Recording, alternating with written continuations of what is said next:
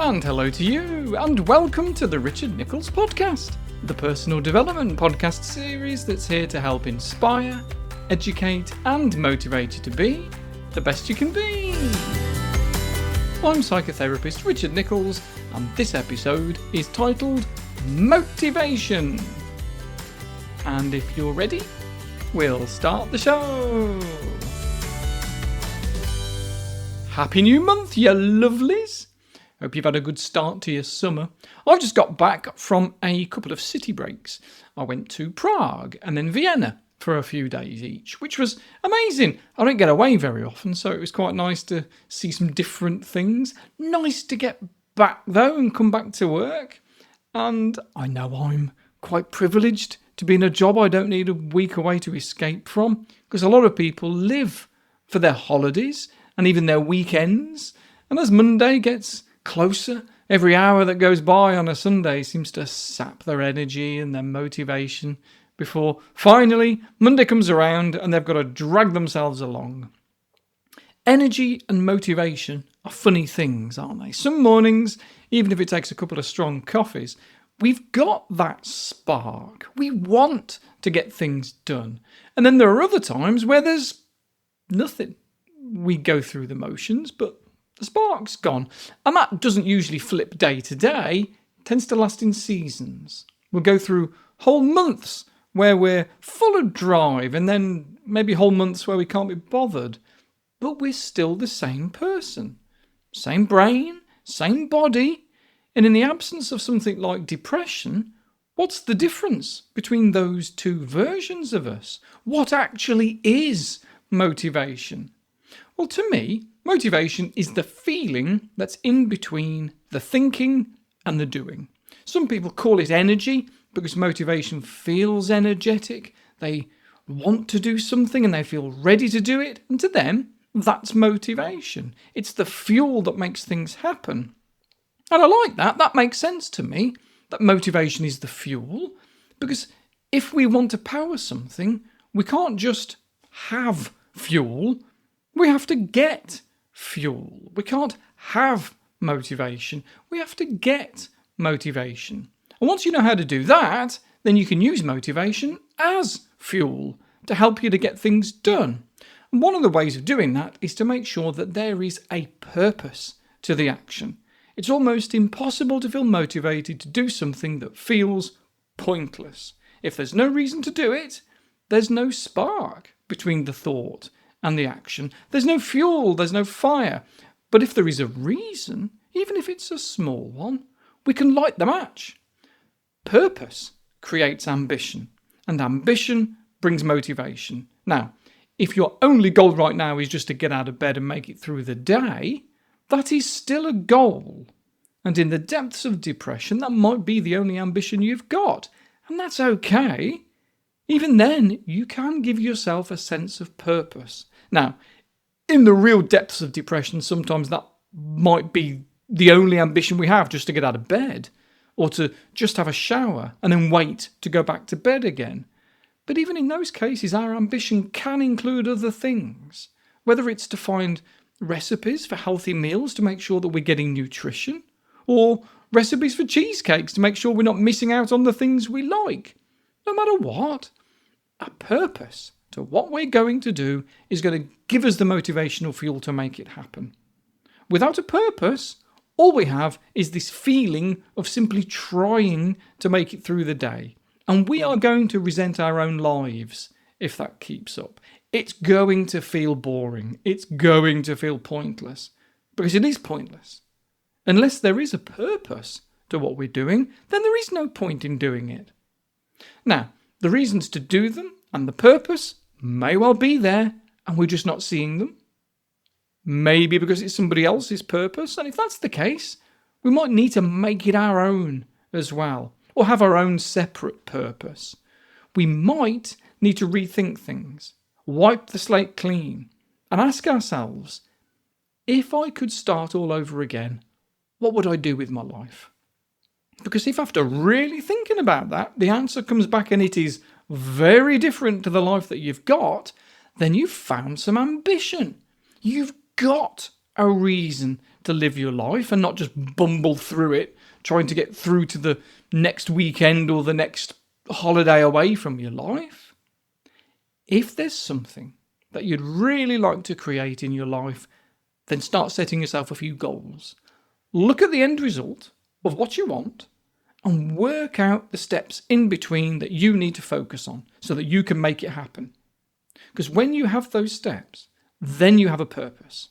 No matter how temporary, you have a purpose, a reason to get out of bed in the morning, a reason that will drive you forwards, and that is motivation. And that purpose isn't something that gets you motivated, it's going to be something that keeps you motivated. Because whether it is a conscious or an unconscious process, you're going to have some sort of positive expectation. An expectation that you are going to achieve something, no matter how small or seemingly insignificant in the grand scheme of things, you can still expect to achieve something. And living in the mindset of expecting something is far more motivational than the mindset of just wishing for something, of just hoping that something will happen. With those steps and any end result in mind, it also gives you some influence over your life, some sense of control. And that's not a bad thing either.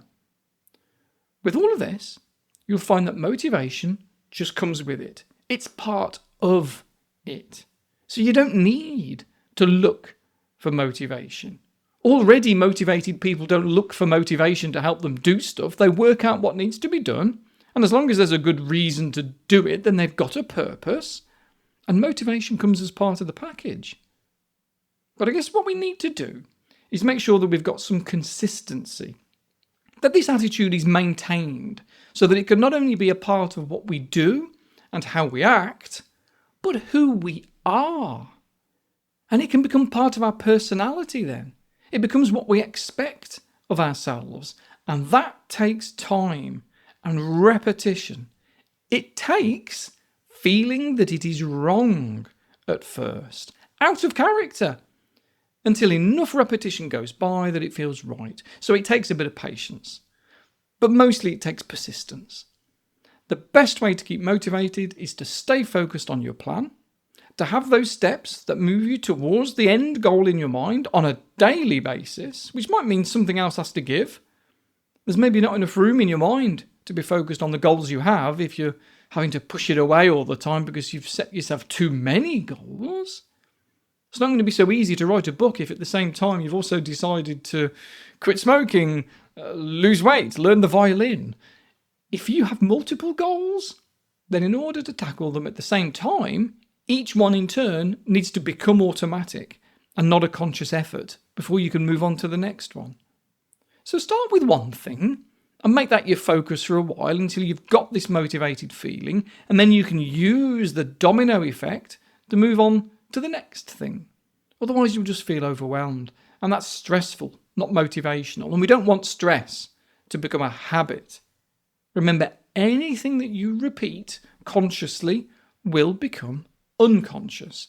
That's just how the brain works. And that's not just for the good habits, that's the bad habits as well. And everyone says how hard it is to break a habit. That's not going to be anything that's earth-shatteringly surprising to you that comes out of this podcast episode. We know that bad habits are hard to break. Well, so are good ones. The same rule applies. So consistent good habits will create the life you want. But you need to work out what those habits need to be. Now, I'm trying in this episode to be as ambiguous as I can so that what I talk about could be for anything and everything. So I do hope you can find something appropriate in what I'm waffling on about here, because needing motivation is going to mean something different to each and every one of you. But no matter what it is that you might need motivation for, there are rules that apply to it all. And the most important being something I've said plenty of times, I think, that actions come first, not feelings. Being motivated will only become a feeling after repeating the behaviour many, many, many times. We can't sit around waiting to feel motivated before it feels right to start something. The starting something and the repetition of the doing of something has to come first, even if it feels wrong. We can't say, I'll do it when I feel motivated, or I'll do it when it feels right, because it's the other way around. It's the taking of the steps and the doing of the thing that creates the motivation to continue with it. Sounds a bit harsh, but we can't just sit around waiting for the motivation fairy to come and sprinkle some motivational dust on us. We have to take responsibility for it ourselves. We have to make the plans. We have to take the steps and make the motivation happen. And it does. It honestly does. Taking daily action will make you feel good. No matter how small the steps, you'll feel that you're getting somewhere. You'll produce more of the chemicals that antidepressants are supposed to help push along. Consistent daily action creates that feel-good dopamine release that comes with motivation.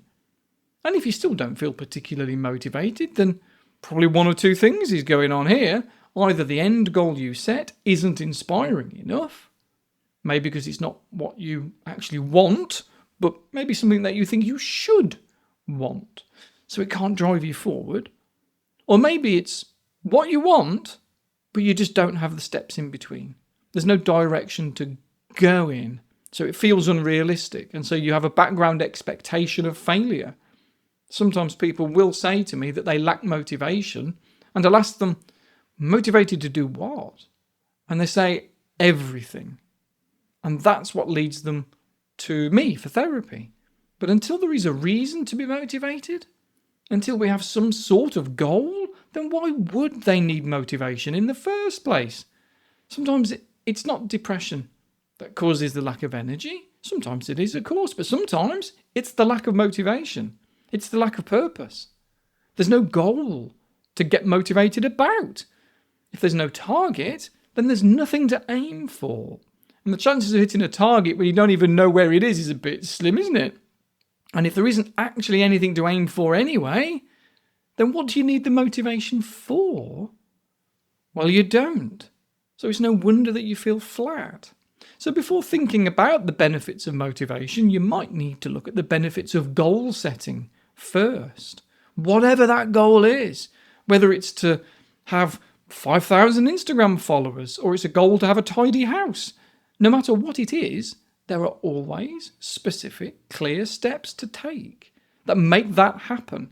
And by writing it down, committing it to paper or at least a notes app on your phone, and seeing the steps that you've got to take, it'll give your brain an expectation of success, of achievement, a purpose, a reason to open your eyes every day. It gives you the fuel, the energy to make it happen. And that is what motivation is. The reason why people who have goals are more motivated and enthusiastic in life is because they know where they're going. Not just with conscious thoughts, but with unconscious feelings as well. Whether their goals are big or they're small, they get up every day knowing and feeling that they have a plan to work towards that day. Because motivation isn't all it's cracked up to be. It's just a feeling. And on its own, it's not going to make anything happen. It takes action. But with enough time and practice, the action and the direction creates motivation.